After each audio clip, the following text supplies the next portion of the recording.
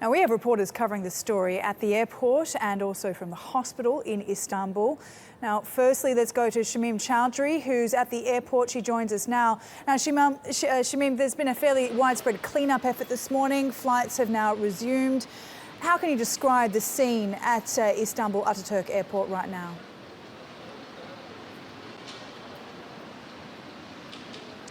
Well, as you say, there has been an extensive clean-up programme in progress. Since the early hours of the morning, we got here before 6 o'clock, and there had been numerous men jetting down remains of blood that had been here overnight.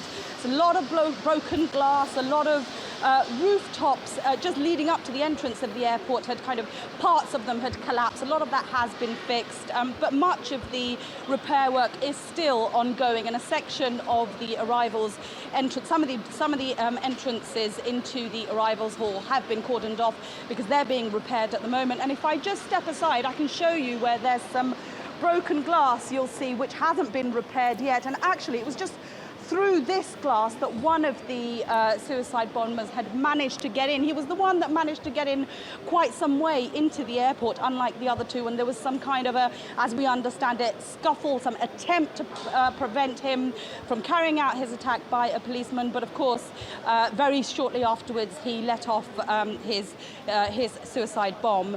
But so, you know, there is, as you say, a lot of repair work going on. But despite this, we have been seeing many passengers coming in to board their flights. You say flights have resumed. Some of them have. Flights from the US have resumed. On the other hand, Iran has suspended its flights into Istanbul. So certainly not back to normal, certainly not the everyday running of Ataturk Airport that we see it. Many flights have been delayed, and some of them have been cancelled. So it's going to be some time before this airport is functioning as it normally does. Yeah, we're just looking at the widespread extensive damage to the airport there. Now, a lot of people have been talking about the security situation at the airport. We do know that at Ataturk Airport they have that extra X-ray area before entering the airport, but it doesn't seem to have necessarily prevented such an attack as we've seen last night. So just describe for us the security situation before the attack and perhaps now after it.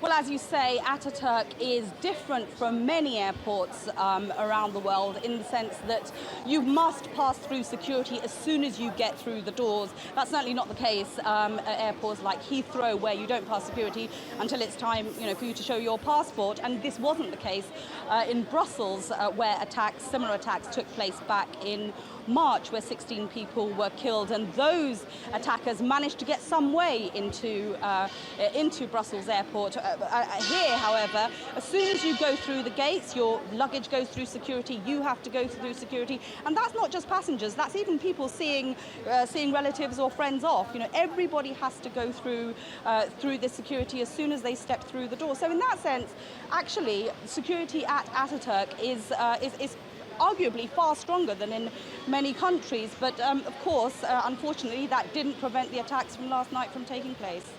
Okay, Shamim, really appreciate your update there. Shamim Chowdhury for us at Istanbul Ataturk Airport.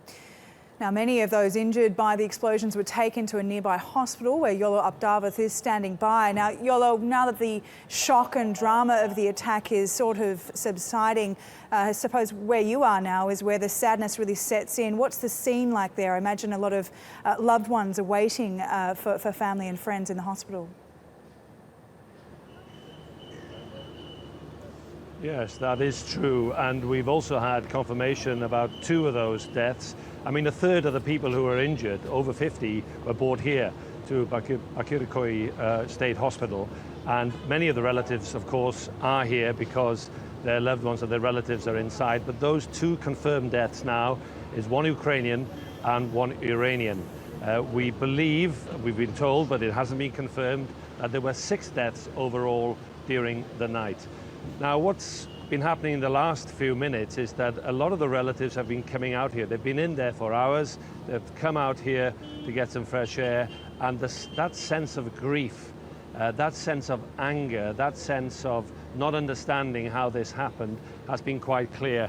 There are many, many relatives now, and sometimes you hear voices raised in anger. And of course, people are waiting to see how the treatment of their relatives, how that is continued during the day. And a lot of people are obviously feeling frustration and anger as well as grief. Yeah, I remember that feeling very well indeed in Ankara after the tragic Ankara bombing at the peace process. Now, I understand that the hospital isn't giving too much information away. That must be kind of adding fuel to the fire in terms of people's anxiety and anger. Are there any more news on the sort of casualties that you know of after the explosions? Well, what happens is that it's quite easy to get unconfirmed reports. It's not as easy to actually get confirmation. There may be more confirmation tomorrow. That's what the hospital authorities have told us. So a lot of the information we get now is actually from relatives. It's from people who've come out here. Not everybody wants to talk to the media, obviously, but some people, they want to voice that anger. We've seen people talking to the media in angry, frustrated tones, blaming the authorities for not doing enough to prevent this kind of attack. And I suppose that anger will increase as there are more and more of these suicide attacks. And the anger, I think, is side by side with some of these relatives, because obviously some of their relatives are very badly injured inside this hospital. Yeah, a very sad time. Okay, Yolo, really appreciate your update there. Yolo Updavath for us at the hospital in Istanbul.